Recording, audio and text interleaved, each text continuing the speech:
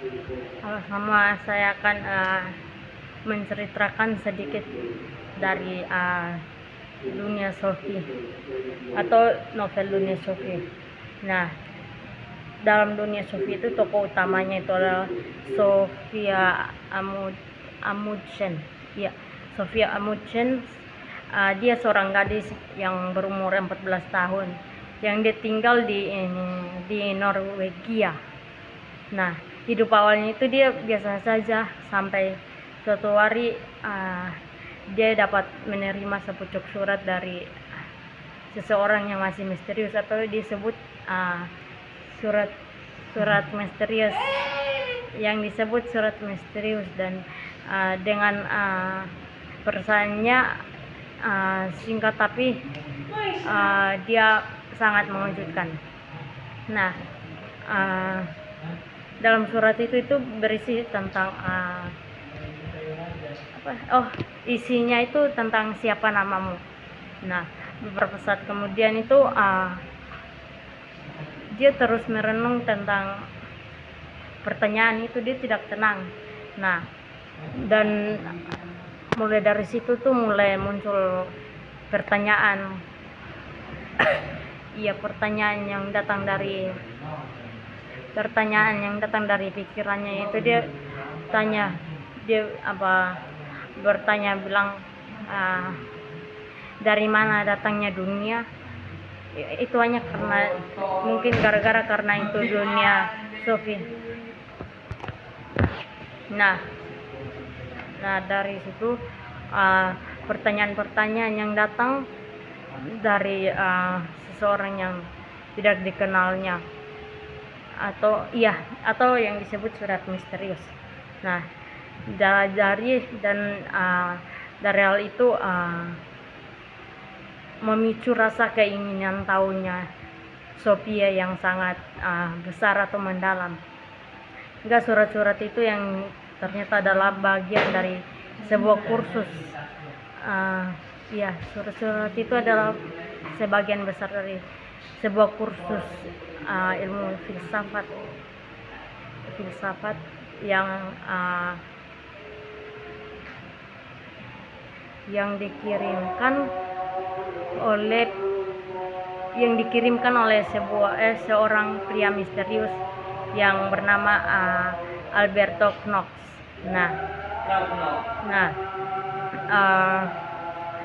Di dalam situ juga ada pelajaran filsafat dalam bentuk cerita. Seiring waktu, Alberto Knox mulai mengajar Sophia berbagai topik filsafat. Setiap bab dalam novel dunia Sophie itu memuat pengenalan terhadap tokoh-tokoh dan aliran-aliran besar dalam sejarah filsafat. Nah, dalam filsafat itu ada juga tokoh-tokoh itu filsuf Yunani, dan juga ada filsuf abad pertengahan, sama tokoh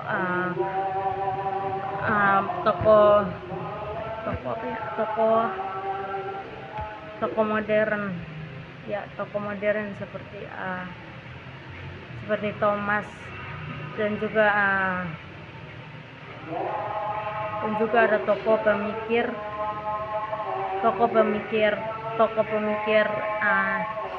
eksistensial. Dan nama tokoh filsuf Yunani itu Socrates,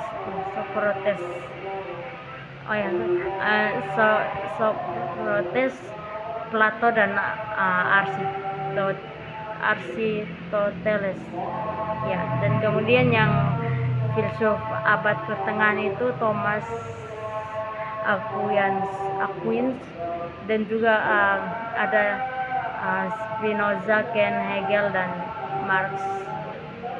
Nah, terus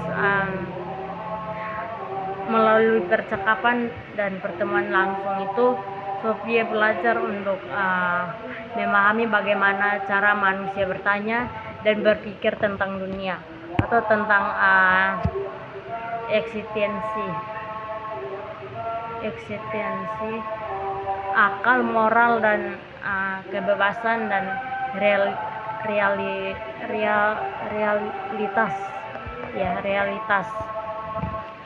Kemudian ada juga lapisan realitas yang ganjil itu. Tapi kalau semakin dalam Sophia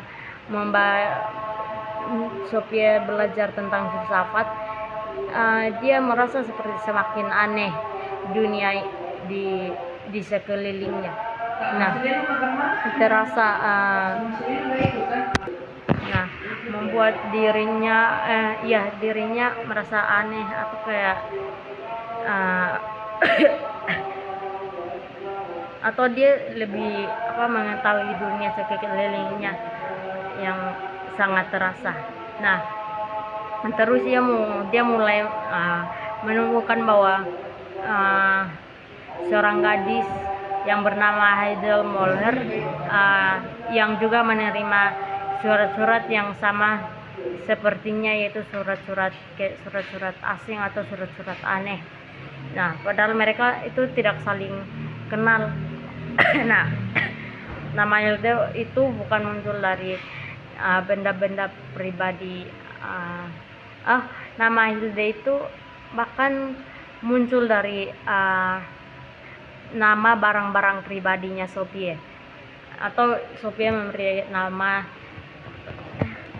nama Hilda itu dari nama barang-barangnya. Nah, kemudian Sophia akhirnya itu dia menyadari bahwa dia dan Alberto itu hanyalah tokoh dalam sebuah cerita yang sedang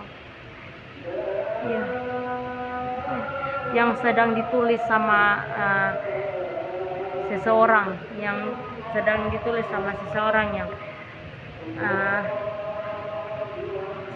yang bernama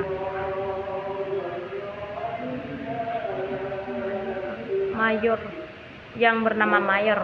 Nah, ayah Hilda itu seseorang yang bernama Mayor, yaitu ayah Hilda. Dan novel ini ternyata adalah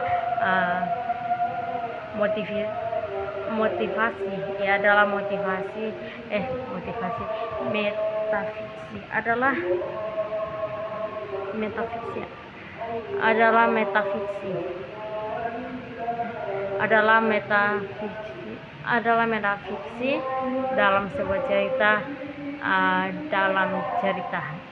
metafiksi sebuah cerita dalam cerita. Nah,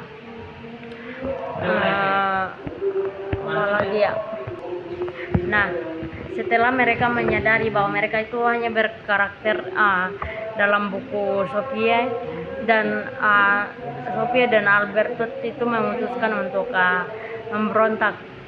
Jadi ceritanya mereka memberontak. Nah, mereka itu memberontak dari sang penulis, atau mereka tidak mau jadi pemeran dalam cerita itu.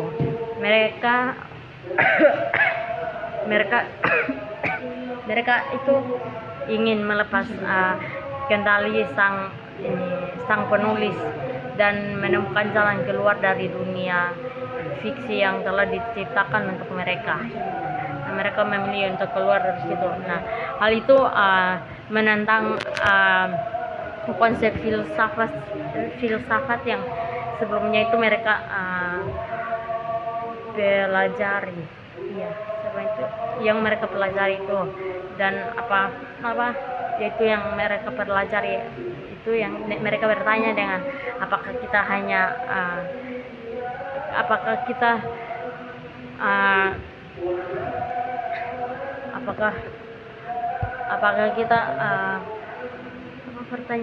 apakah kita punya kehendak bebas, apakah kita punya kehendak bebas atau apa bedanya dunia nyata dan dunia yang diciptakan. Dan oh ya, dunia nyata dan dunia yang diciptakan oleh pikiran. Dan siapa sebenarnya yang berkuasa dalam hidup ini. Nah, itu yang mungkin saya tahu, dan saya akan cerita tentang akhir cerita yang terbuka itu. Nah, di bagian akhir novel Sofia itu Alberto berhasil menghilang dari cerita, tetapi keberadaan mereka menjadi seperti roh. Jadi mereka merasa menghilang, tapi keberadaan mereka itu seperti roh. Mereka berada di dunia, tetapi tidak bisa berinteraksi secara nyata. Itu yang terakhir. Dan sementara itu Hilda yang membaca cerita tersebut mulai mempertanyakan keberadaan Tuhan, ya, mempertanyakan keberadaan Tuhan dan realitas dari dunia, mempertanyakan tentang keberadaan Tuhan dan dunia tempat kita hidup. Nah, terus ada juga tema-tema dalam novel itu, yaitu ontologi, epistemologi,